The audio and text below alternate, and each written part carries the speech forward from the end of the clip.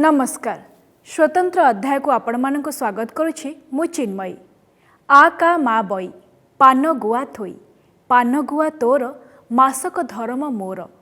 एई कथा कही कार्तिक पुनेई दिन नई पोखरी रे डंगाटीए भसेई देउ देउ कल्पना रे भासी आसे आम अतीत उत्कलर नौबाणिज्य परंपरा कथा। मने पड़े साधव पुअर से दुस्साहसिक गौरवमय यात्रा। ओडिया साधव माने बेपार बणिज करने को गभीर समुद्र रे बोईतरे दूरदेश को यात्रा करुथिले।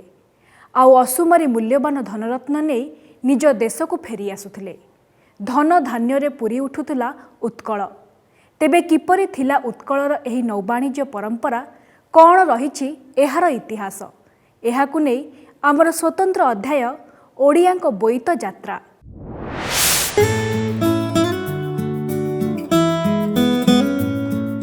कटकर नौबाणिज्य संग्रहालय। एही संग्रहालयटी 2013 मसीह स्थापित होइथिला। तेबे एहा पूर्वरु 1869 मसीह नौबाणिज्य यांत्रिक विभागटी ब्रिटिश सरकारक अमल रे प्रतिष्ठा होइथिला। संग्रहालयर 11टी कोठरी रे रहिछि आम उत्कलर नौबाणिज्य परंपरा को नहीं बहु तथ्य और विभिन्न सामग्री मान, जहाकू देखिले जे केही भी घड़िया हजि जाती अतीतर सेही कालखंड भितरे आउ खोजी बसंती सेही पुराना स्मृति को।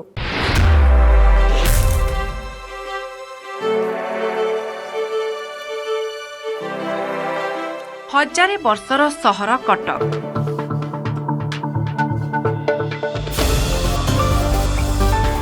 तारकसी सहर भाव में परिचित कटक सहित जोड़ी हुई रही ओडिशार कला, साहित्य, संस्कृति, ऐतिह्य और परंपरा।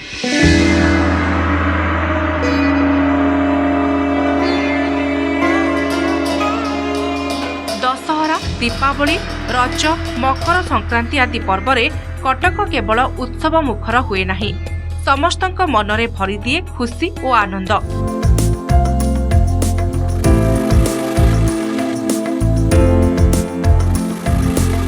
ओडिशा रे स्वाधीनता संग्राम रो मूलदुआ एठी पड़िथिला कहिले चले। एही सहर रे रहिछि बहु सांस्कृतिक अनुष्ठान, सरकारी दफ्तर और उच्च शिक्षानुष्ठान। पर्यटकों को आकृष्ट करुछि कटक जोब्राठारे थिबा नौबाणिज्य संग्रहालय। ओडिशा स्टेट मेरीटाइम म्यूजियम आर उत्पत्ति को जदि आमे जिबा, आमर इंग्रेज अमल रे एटा गोटे जोब्रा वर्कशॉप नाम नामित होइकी थिला। 2007 मसीह माननीय मुख्यमंत्री आर शुभ देइथिले एवं परवर्ती अवस्था रे यार पुनरुद्धार कार्य से जो जोब्रा वर्कशॉप थिला एटी किछि से वर्कशॉप बिल्डिंग को एटी पुनरुद्धार करा जाइछि। पुनरुद्धार कार्य सरी ओडिशा स्टेट मेरीटाइम म्यूजियम माननीय मुख्यमंत्री द्वारा 2013 मसीह एटा उद्घाटित हैला। बेस गौरवमय आम अतीत उत्कलर नौबाणिज्य परंपरा।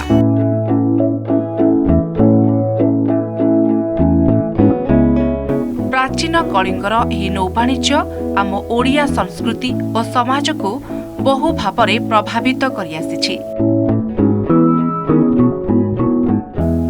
कलिंगर एही नौबाणिज्य परंपरा महाभारत, रामायण, रघुवंश और बौद्ध जातक आदि पोथी पुराण रे उल्लेख अछि।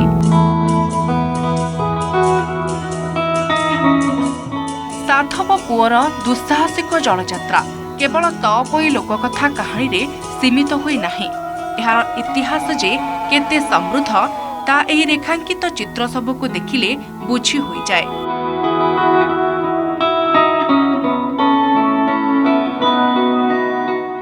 इतिहास कहे ख्रीष्टपूर्व 350 पूर्वरु कलिंगरे नौबाणिज्य बेश समृद्धि हासिल करिथिला।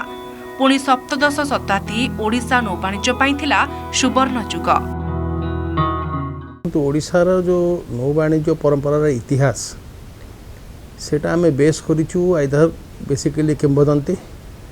द्वितीय आमर जो टेम्पल उपरे डिपिक्शन अच्छे प्राय सबू मंदिर कोणार्क हो बहुत मंदिर रे आम नौबाणिज्यर सबू से डिपिक्शन अच्छी। प्लस जहाँ आम तालपथी इंग्रेज अमल टाइम रू आज जाए मुझे जहाँ गवेषणा कली 380टा बड़ बड़ शिप रेक आम कोस्ट रे अच्छी केते 30-40 किलोमीटर शोर किछि तो जमिति आमर ये हला बालेश्वर रे जो पिपली पोर्ट थिला सेठी तो माने 20-30 टा अछि आज डेट रे आमे केति के जिंस पाइछु किछि आमे पाइछु चिलिका आम मानिकपटना भूषणपुर से एरिया रे नहले आमे जहाँ सुवर्णरेखा मोहनी रे प्राची वैली रे किछि आमे पाइथिलु नेविगेबल रिवर थिला आउ बालेश्वर पोर्ट रे पाइथिलु रोमन ग्रीक सबु जोटा एविडेंस अछि।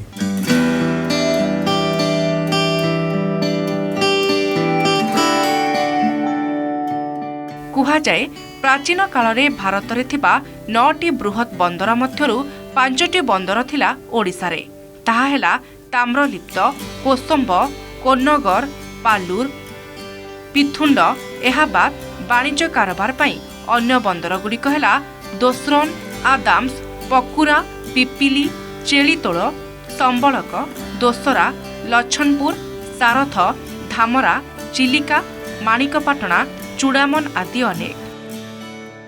ओडिशा एते बड़ कोस्टल एरिया ताहा दंतुरित एवं बहुत गुड़ाए बंदर मध्य थिला पालटना बोईतरे से माने जाइकी सुदूर एशियार विभिन्न बा जो आमर थाईलैंड थिला बर्मा थिला चीन थिला बा आमर होची जाभा थिला सुमात्रा थिला बर्नियो थिला बालीद्वीप थिला ए सब द्वीप मान को ए सब राज्य मान को ए सब देश मान को से माने जाई प्रथम वाणिज्य व्यवसाय कले एवं बहु धन रत्न से माने बही आनले होची कलिंग को।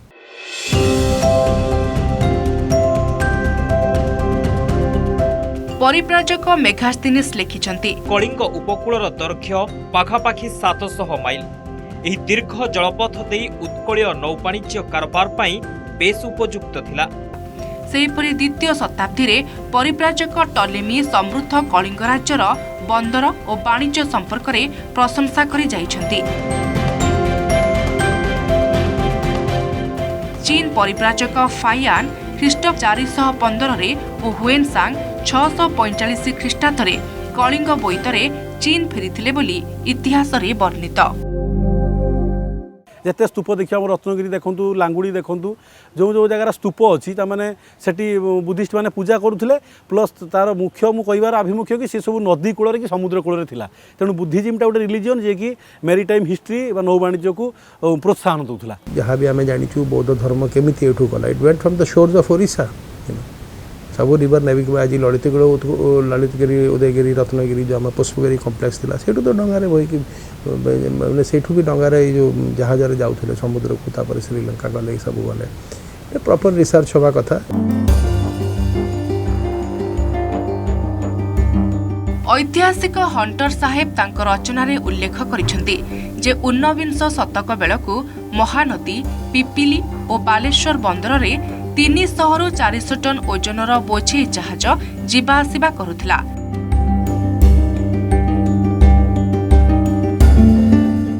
इतिहास कहे कलिंग सागर मध्य दे एही जलयात्रा हेउथिला। कलिंग राजांकु कुहा जाउथिला महोदधिपति। सेहीपरि कलिंग सागर मध्यरे थिबा द्वीपर ना थिला कलिंग देश।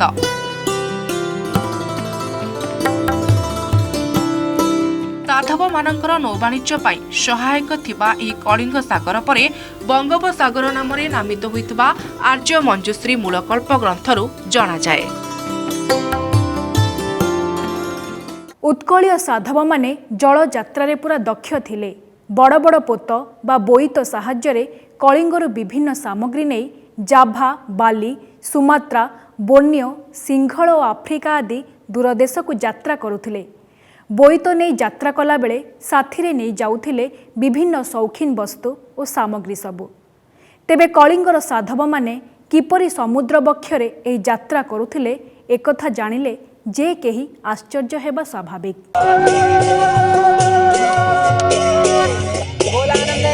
नील ढेउरे दूरदेश को भासी भासी जाउथिला साधव पुअर पालटना बोईत।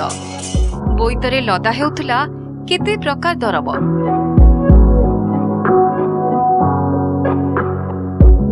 सेहीपरि हाथ तियारी पाट वस्त्र कपा तथा रेशमी लुगा कटकर तारकसी काम जिनिस माटी पात्र लुण चाउल हाथी हाथी दांत सामग्री आदि नहीं जलयात्रा करुथिले साधव माने। माणिया बंधी शाढ़ी को बाउंस नली भितरे पुराई मुद दे रप्तानी करुथिले। विदेश रे एहार चाहिदा मध्य खूब भल थिला। एई बोईतर आकार थिला खूब बड़, प्राय 50 ରୁ 60 हाथी एकाथरके विदेश को पठा जाई पारुथिला।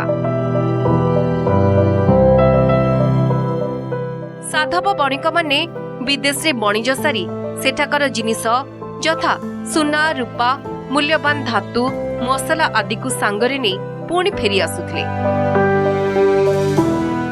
मुख्यतः जाभा सुमात्रा बाली बन्यू इंडोनेशिया को से यात्रा करुले। से यात्रा आमर गोटे गैलेरी भी फास्ट गैलेरी देखु मैरीटाइम हिस्ट्री गैलेरी जोटि आम देखु कौड़ी as a medium of exchange. कौड़ी प्रचलन से एवं जमी टंकार प्रचलन हो कौड़ी प्रचलन थिला। आमर बहुत प्रकार जमी spices lapis lazuli spatio stones एमती गोमेद पन्ना हीरा लीला मोती माणिक एमती बहुत प्रेसियो स्टोन्स कारबार होता जीवा आसवा होता रप्तानी आमदानी होता भारी दरकारी मसला जातीय पदार्थर भी नौ वाणिज्य आमदानी रप्तानी होता। साधारणतः कार्तिक रु बैशाख नवेम्बर रु एप्रिल पर्यंत प्रभावित हुए उत्तर पूर्व मौसुमी वायु, जहाँ पालटना बोईत प्रति अनुकूल होइथाय। पवनर अनुकूल रे पोतगुड़िक समुद्र जल रे भासी भासी जाउथिला। दीपावली रे बड़ बड़ुआ को श्राद्ध देला परे आरंभ हेउथिला व्यवसाय वाणिज्य पई प्रस्तुति।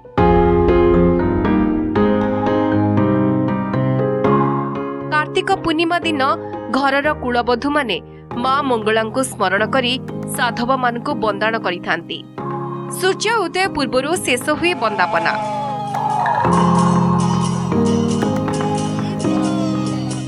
एहा परे साधव माने निज लक्ष्य पथरे यात्रा करिथांती।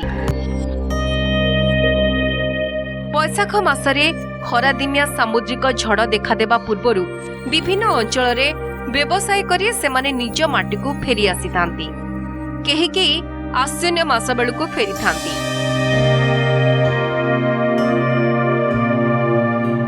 सेही स्मृति को स्मरण करी एबे भी पूर्णिमा रे केवल डंगा भसा करा जाउछि। 1992 रे ओडिशार तत्कालीन मुख्यमंत्री विजु पट्टनायक समय रे एही गौरवमय नौवाणिज्य स्मृतिर स्मारकी स्वरूप पारादीप बोईत यात्रा करिथिला।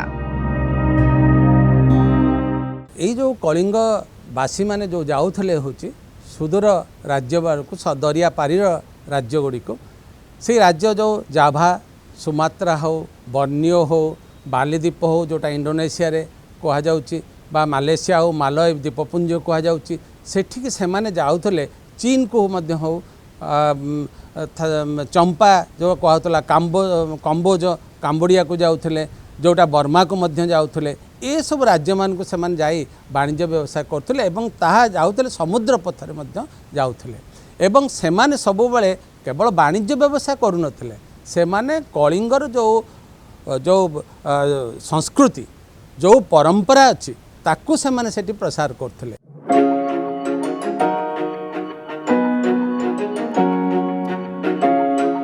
कलिंग बणिक माने पोतो साहाय्य यात्रा करुथिले आ एही पोतो गुड़िकर आकार थिला बहुत बड़। एही पोतो को देसी भाषा रे बोईत कहा जाउथिला। बोईतर चालक को कहा जाउथिला साधव। एमाने कोनोसी निर्दिष्ट धर्म बा जातिर नथिले। एमाने थिले धनशाली व्यक्ति, थिले दुस्साहसी। प्राचीन जुगरे कलिंगरे व्यवहृत पोतगुड़िकर आकार आजिकालीर जहाज परि उन्नत मानर थिला। नौका उपरे हाथीर दृश्यरू एई पोतगुड़िकर आकार किपरि थिला ताहा अनुमान करा जाई पारे। हंटर साहेब का मतरे एही पोतरे 300 टन ओजनर जिनिस को लदा जाई पारुथिला।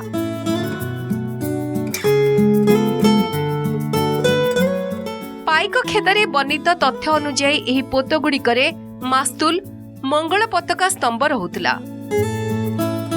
पोत को बंदर रे बांधी रखिबा पई दुई पाखरे पागड़ा दौड़ी बंधा जाउथिला। ପାଲ ବା ଆଝାଲ ହେଉଛି ପାଲଟଣା ନୌକାର ଅତ୍ୟାବଶ୍ୟକୀୟ ଅଙ୍ଗ। ସେହିପରି ପରେ ଆଶ୍ରୟ ପାଇଁ ଏହି ପୋତଗୁଡ଼ିକରେ ଆଙ୍କର ବା ନଙ୍ଗର ଲଗାଗଲା। ମଙ୍ଗ ହେଉଛି ବୋଇତର ସମ୍ମୁଖ ଭାଗ। ଏହା ରାଜହଂସ, ହସ୍ତୀ, ସିଂହ, ପକ୍ଷୀରାଜ ଆଦି ଆକୃତିର ହୋଇଥାଏ। ମଙ୍ଗ ଉପରେ ମଙ୍ଗୁଆଳ ଥାଇ ଜଳଯାତ୍ରାରେ ବାଟ କଢ଼େଇ ନିଏ। ଏହି ପୋତ ନିର୍ମାଣ ପାଇଁ ସ୍ୱତନ୍ତ୍ର ଭାବେ ଅର୍ଥଶାସ୍ତ୍ର, ଯୁକ୍ତିକଳ୍ପତରୁ, ହରିହର ଚତୁରଙ୍ଗ ଗ୍ରନ୍ଥକୁ ଅନୁଶୀଳନ କରାଯାଉଥିଲା। ଏହି ପୋତ ବା ବୋଇତରେ ଦେବୀ ବାସଳୀଙ୍କୁ ପୂଜା କରି ନୌଯାତ୍ରାର ଶୁଭାରମ୍ଭ ହୋଇଥାଏ। କଳିଙ୍ଗର ନାବିକମାନେ ଅନ୍ୟ ଭାରତୀୟ ନାବିକଙ୍କଠାରୁ ଥିଲେ ଦକ୍ଷ।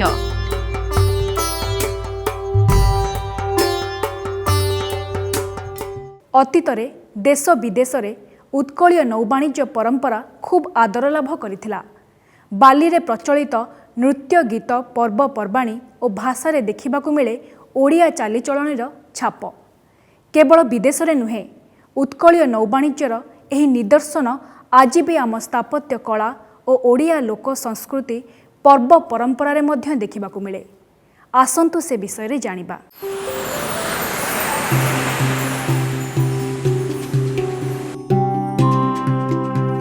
ବାଲି ଓ ଇଣ୍ଡୋନେସିଆରେ ଆମ ଉତ୍କଳୀୟ ସଂସ୍କୃତିର ଛାପ ଦେଖିବାକୁ ମିଳିଥାଏ। ଓଡ଼ିଶାର ଗୋଟିପୁଅ ନୃତ୍ୟ ଭଳି ଏକ ଲୋକନୃତ୍ୟ ବାଲି ଦ୍ୱୀପରେ ଏବେ ମଧ୍ୟ ପ୍ରଚଳିତ।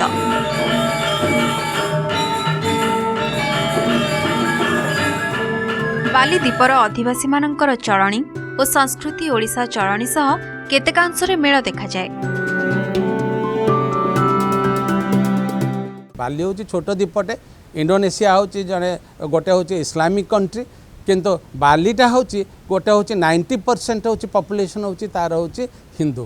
ଆମର ଯେମିତି ଗୋଟେ ପୂଜା ହେଲେ ମହୁ, ତିଳ ଆଉ ଯେଉଁଗୁଡ଼ା ଦୁବ ଘାସ ଏଇଗୁଡ଼ାକ ଯେଉଁ ବ୍ୟବହାର ହୁଏ ସେଟା ମଧ୍ୟ ତାଙ୍କ ପୂଜାରେ ବ୍ୟବହାର ହୁଏ ବାଲି ଦ୍ୱୀପରେ। ଏବଂ ଆମେ ଯେମିତି କଦଳୀ ଗଛ ଯେଉଁ ଗୋଟେ ଶୁଭ କାମ ହୁଏ କଦଳୀ ଗଛଟେ ଆମେ ପୋତୁ, ସେମାନେ ମଧ୍ୟ ସେ କଦଳୀ ଗଛ ସେମାନେ ପୋତନ୍ତି। ଖାଲି ବାଣିଜ୍ୟ ନୁହେଁ, ମାନେ ଗୋଟେ କଲଚରାल एक्सचेंज, बहुत बड़ कल्चरल एक्सचेंज होता है। मुझे कहली Buddhism went from our shores. यदि बौद्ध धर्म भारत गला ओवरलैंड रूटा हिमालय पार करके बहुत कष्ट थिला बुझिले, जहाँ भी है सेटा थ्रू मैरिड माने आमर शिप रूट रे ही गला। तापर केते सभ्यता आमर कवन अच्छी छोट जिनसटा आम जो रावण छाया तार बिल्कुल डुप्लिकेट आम इंडोनेशिया रे पाउछु। बिल्कुल सेटा एठू जाई रावण छायाटा एते इंपोर्टेंट। एमते छोट छोट एस्पेक्ट टेम्पल आर्ट बहुत सिमिलारिटी अच्छी। जदि आप टेम्पल आर्ट रे देखिए आमर सेठी भी केते शिलालिपि मिलुची जोटा आम संगे एठी कॉमन अच्छी। ओडिशार शैलभव वंशीय राजा सुमात्रा और बर्नियो रे शैलेन्द्र वंश स्थापन करिथिबा गवेषक माने मत दियंती। सेहीपरि सिंहल और लाक्षाद्वीप सहित कलिंगर थिला समृद्ध नौवाणिज्य संबंध। भुवनेश्वर बोईताल मंदिर श्रीमंदिर भोगमंडपर बोईतरे मुख्य चालक चित्र और कोणार्करे जिराफ चित्र नौवाणिज्य स्मृति बहन करे। भुवनेश्वर ब्रह्मेश्वर मंदिर रे थिबा हाथी सह माहुंत और नौकारे हाथी चालन चित्र नौवाणिज्य परंपरा को मने पकाई दिए। पोशाक भी देखिए, पोशाक देखिए एक्चुअली संबलपुर जो प्रिंट अच्छी मुझे देखिली से जो प्रिंट गुड़ाक से संबलपुरी प्रिंट से अच्छी बालीर जो लुगारे। एवं तांकर मध्य आमे जिमती बोईत बंदाण उत्सव करुचु तांकर भी से भाया गोटे उत्सव करते से आमर जमती कदली पटुआरे ये दीप जलांती बा मोहम्मती जलांती से माने गोटे से भाया कदली पटुआरे से माने दीपटे जालती एवं ताकू दरिया भसई दियंती एवं सेमानकर सेतबळे एटा काहे करंती ना से माने कहती जे आमर पूर्वपुरुष होची कलिंगरू आसीथिले। नौवाणिज्य स्मृति और परंपरा को नहीं पालन होते पर्व। लेखा होइछि अनेक गप और कविता। सही पर्व गुड़िक पालन कला बेले मने पड़ी जाए आम अतीतर सही गौरवमय गाथा, सही जलयात्रार कहानी।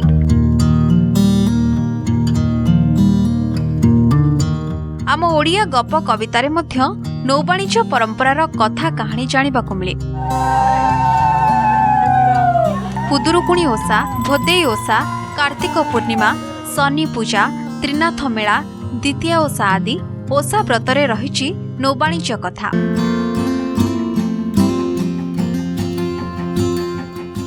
एथिसह आम लोक संस्कृति रे आमे एभଳି किछि शब्द व्यवहार करू जहा विदेश वाणिज्य यात्रार सूचना देई थाए। ताहा हेला बोईतियाळ, माझी, मुहाण चौकिया, मुहाण कुंभीर आदि अनेक शब्द। सेहीपरि बोईति कखारू, बोईतियाळु, लंका आंब, लंका मरीच आदि परिबा नौवाणिज्य संस्कृति आसीथिबा मने हुए। कांजीअंगला ओषा, तपोई ओषा, एबे हमर कार्तिक पूर्णिमा आसुची, आउ बासेली पूजार 7 दिन कि अबाउट 15 डेज पर्यंत धीवर माने नदी भितर की समुद्र भितर को जीवेनी, माछ मारिवेनी। से माने माँ बासेली को तांकर प्रणाम जणे कि सही समयटा माछ धरिबा को जानतिनी। से सब रिफ्लेक्शन होची से जो नौवाणिज्य परंपराटा ये माध्यम रे, फेस्टिवल माध्यम रे। भाद्रव मासरे पालन होइताए खुदुरुकुणी ओषा, पढ़ा जाए तपोईर कहानी। दरिया पारिरु साधव भाई माने फेरी आसिला परे दुखिनी तपोईर भाग्य फेरी आसे। दोली गीतरे एही कथाकु नै किशोरी माने गाई थांती। दोलीरो छिड़िला लई, बोईतरे गले सपत भाई, बणी कांदे कई कई। अतीत उत्कलर सही गौरवमय परंपरा आजि हुए तो नाही। कर्पूर उड़ी जाइछि सिना, किंतु पड़ी रहिछि कना।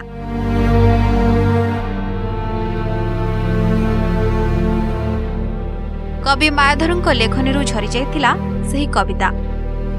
दुर्ग आ उठिबनी राजार बोईत, न फेरिब मुक्ताधारी ए तटिनी बाही। नगरर बधू जेते मंगल संगीत, न बंदिबे तारे केबे मधुकंठे गाई। जुग परे जुग बीती जाइछि सत, हेले ओडिया जातिर सही गौरवमय नौवाणिज्य यात्रा आज भी कोटी ओडियाଙ୍କୁ प्रेरणा जोगाइछि। दर्शक बंधु, समृद्ध ओडिशार सेही नौवाणिज्य आज हुए तो नाही, केवल जनमानसरे रहिछि सेही ऐतिहासिक स्मृति किंबदंती। आउ सेही स्मृतिर स्मारकी स्वरूप विभिन्न स्थान रे पालन हेउछि बोईत बंदाण उत्सव, आयोजित हेउछि बालीजात्रा। आमे आशा करिबा ओडिया पुओंक दुस्साहसिक बोईत यात्रा परि प्रति क्षेत्र रे आम ओडिया माने बेस ना करंतु। आउ ता सहित समृद्ध हेउ आम जन्मभूमि मातृभूमि ओडिशा। कार्यक्रम को एठी रखी विदाय नेउछि। नमस्कार।